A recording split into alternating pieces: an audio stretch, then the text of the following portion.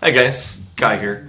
Today we are going to be starting our first series, which is going over lens focal lengths, because I think it's important to know your lenses inside and out and what each focal length has to offer your style of photography. Each lens has their strengths, their weaknesses. Some people love zooms, others love primes. Why is that? Today we're just going to be going over the 50mm lens.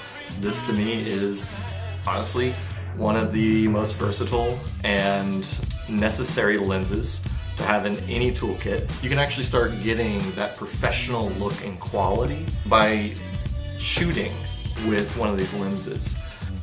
Let's get into it. Okay, so the first thing I want to talk about is, for one, it's super cheap, and what are the different types of focal lengths. So this is going to be a 50mm, and what that means is really sharp. Well, the base thing you need to know is that the 50 is right in the middle.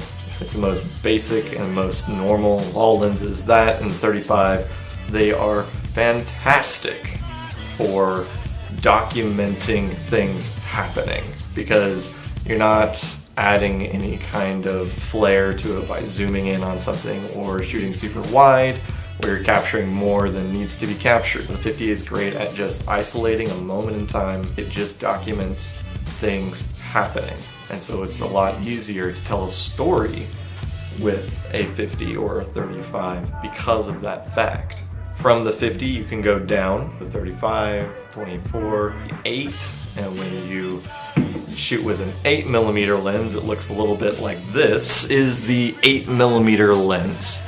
It captures everything. It's so much fun to use. If used correctly, you can capture some epic shots, but that is for another video. One of the biggest advantages that I find out of anything else is the aperture is 1.8. That means that your aperture is opening up super wide and allowing a lot of light to come in. When you shoot with a 1.8, it lowers your depth of field, and what that does is it gives you that bokeh.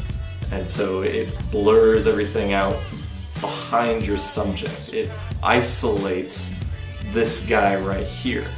What the 1.8 allows for you to do is shoot in low light conditions, isolate your subject so that you can have a clean image. Gives you that kind of professional look.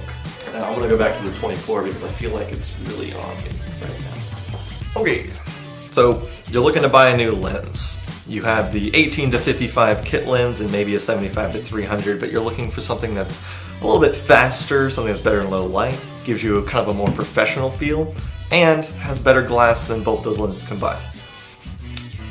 What you're looking for is the 50mm lens. It's great for shooting portraits, landscapes, really any kind of business photography. I've used it in weddings many times, and it's just a great all-around lens. Why is it so great? Well, it demands balance. Thank you guys for watching. I'm gonna do more of these videos. Comment in the below maybe a lens you would like me to talk about. Pretty much shot from everything from your super wides out to your telephotos, and I'm gonna be systematically going through some of the lenses that I know how to use, and I'm going to be diving into really nuanced focal lengths and key applications and little things you can do with each and every one of them. So like, subscribe, the whole 9 yards. I'm here just to teach. So thanks. See ya.